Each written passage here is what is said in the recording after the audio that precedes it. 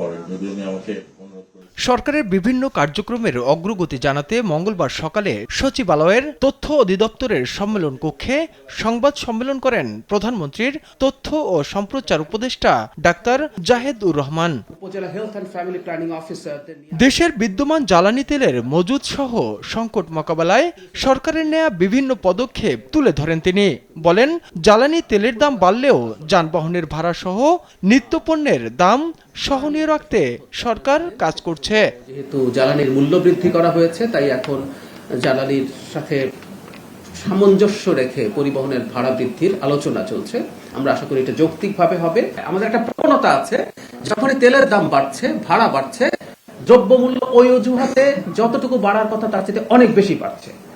ভিগো wire guard প্রয়োজন মতো বাঁকানো যায়, অধিক চাপেও ভাঙে না। ভিগো। আমরা চেষ্টা করব আসলে এই জিনিসটাকে নিয়ন্ত্রণে রাখার জন্য। উপদেষ্টা জানান, প্রধানমন্ত্রীর খাল খনন কর্মসূচির আওতায় ১,২৬০ কিলোমিটার খাল খনন করা হবে।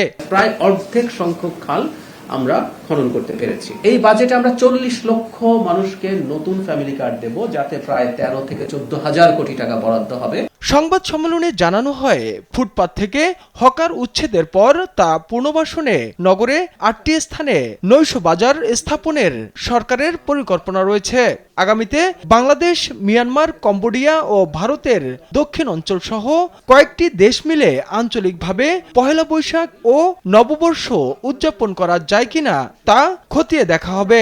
আঞ্চলিকভাবে এই উৎসব পালন করা যায় কিনা সেটা আগামী উৎসবেই খতিয়ে দেখব।